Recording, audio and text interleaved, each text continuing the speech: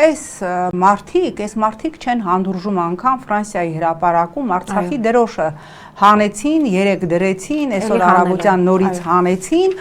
սա պարզ է, եթե մի հատ դրոշ չեն հանդուրժում, եթե արդեն ասում են կարող է գաք ազգային ժողով, այս դրոշը սենց բերեք դրեք ձեր սեղաններին, դրանով սադրեք Ադրբեջանին սադրել պետք չէ, որովհետև հենց այսօր Վաշինգտոնում ԱՄՆ կոնգրեսի շենքում տեղի է ունենալու միջազգային համաժողովի վերնագիրն եմ ասում, Հայաստանի կողմից իրականացված ադրբեջանական էթնիկ զտման թեմայով եւ համաժողովը կազմակերպել է այսպիսի մի նախաձեռնություն կա, կազմակերպություն, գրանցված Բաքվի նախաձեռնություն, պատկերացնում եք կոնգրեսի շենքում լինելու է քննարկում համաժողով Հայաստանի կողմից ադրբեջանցիների հանդեպ իրականացված էթնիկ զտման թեմայով։ Իհարկե, հենց այսօր նույն օրը նաև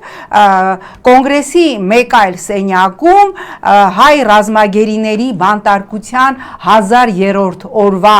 առնչությամբ տեղի է ունենալու ԱՄՆ տարբեր կոնգրեսականների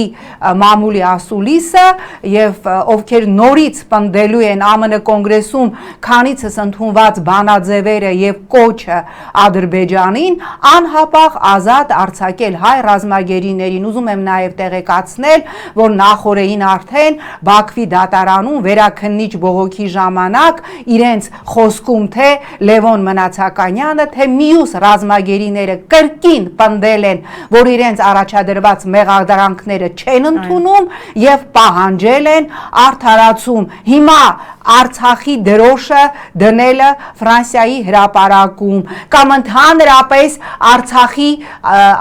արցախցիների վերադարձի մասին չխոսելը, արդյոք կանխեց Ադրբեջանին, որ չշարունակի արևմտյան Ադրբեջան ֆեյք թեման եւ հիմա էլ ԱՄՆ կոնգրեսում չկազմակերպի ինչ-որ տխմարագույն քննարկում ադրբեջանցիների էթնիկ զտման թեմայով հայերի եւ Հայաստանի կողմից։